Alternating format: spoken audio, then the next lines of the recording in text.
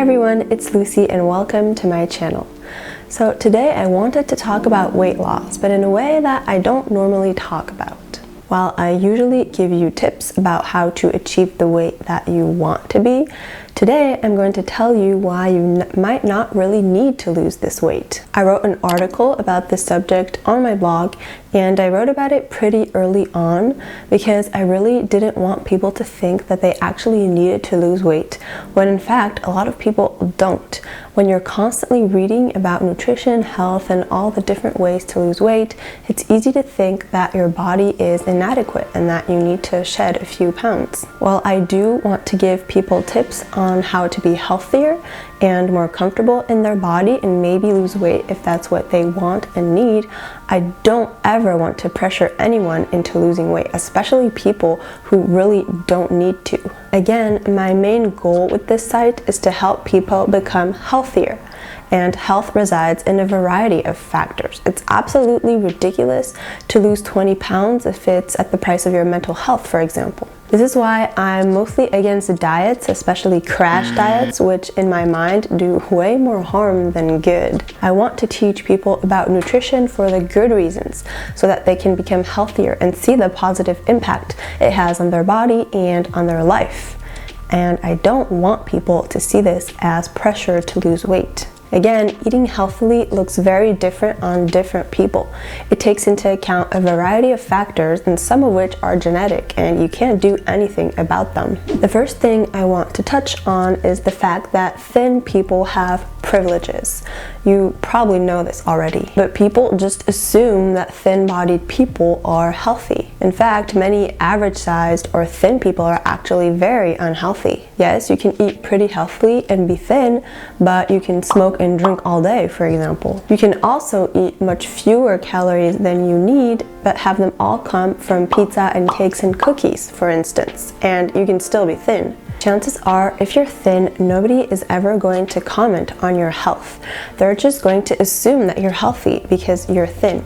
And even if they see you have lots of pizza or cake, chances are they're not going to say, well, maybe you should be a little careful, that's a little bit unhealthy. They're going to say, it's amazing that you can eat all of this junk food and still remain skinny. At least most people. That's what most people would say. People who have extra fat, on the other hand, are going to get comments no matter what they do. If people see them eating a salad, they're going to say, oh, I can't believe you're fat while you're eating salad. I feel really bad for you, or something like that. And if they see them eating junk food, they're going to say, no wonder you can't lose your fat, it's because you're eating junk food all the time. So if random people keep telling you to lose weight because they just want you to be healthy, you have every right to shut them up.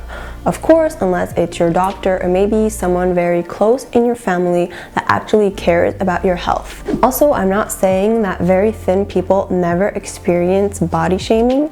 However, it just can't be compared to our society's general fat phobia. People with extra fat are constantly associated with stereotypes.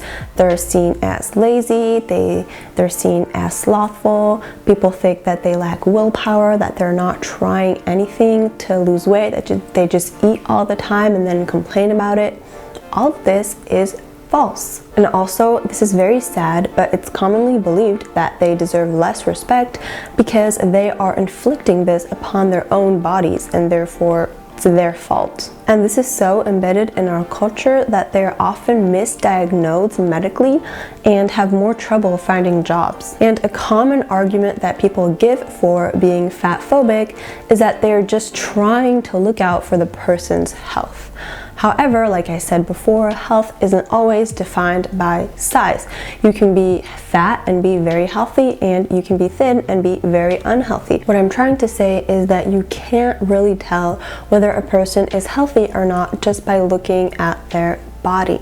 Now, of course, I know that obesity is associated with higher health risks, but guess what? If you actually care about a person and want to help them, fat shaming will not work. It will only push them down further into a negative spiral of being self-conscious, toxic eating behaviors, and weight gain. And also, many perfectly healthy plus-size individuals are being constantly shamed for their bodies, and it's not for health reasons. So now that you know all of this, what should you actually do?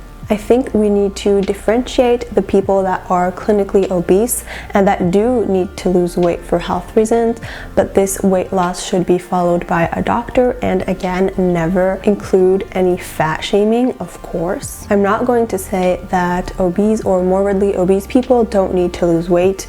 There are studies that show that being obese is associated with more health risks, and I think it's better for these people to lose the weight. But general diet culture is pushing everyone to lose weight.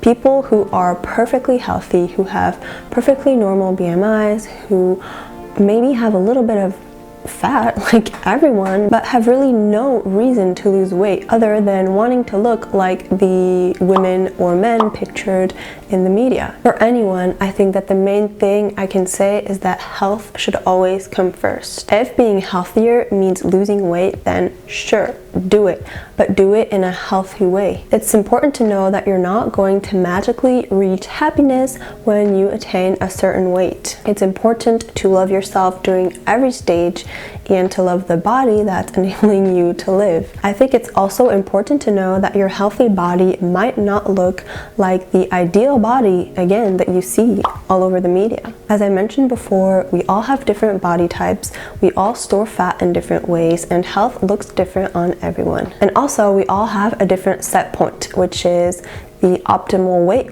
range in which your body can function. While diet and exercise can modulate your weight, if you go over or under that set point, your body will do everything in its power to get you back to that set point. This, and there's many other reasons as well, but it's one of the reasons why people gain all the weight back and even more after going on very restrictive diets. When you drastically lower your calorie intake, your body and your metabolism are going to adapt and try to gain the weight back. Now, this set point, this range, can be modified, of course, and your body can adapt to a different range. But to do this, the weight has to be lost very slowly over a long period of time. Again, you really have to focus on becoming healthier. If you want to know why you shouldn't lose weight too fast, I made a video about it that I will put right here and also in the description box. So remember, losing weight shouldn't be your primary motivation for eating better. It should be about nourishing your body with real food, giving it all the nutrients it needs, and keeping it fit in order to reach a happier, healthier version of yourself. If you start a health journey for the right reasons, then the weight loss will follow if it's what's best for your body. In the end, what matters most is being healthy, being happy, being comfortable in your own skin. Hope you enjoyed this video. Thank you so much for watching. If you liked it, don't forget to subscribe, and see you on my next one. Bye.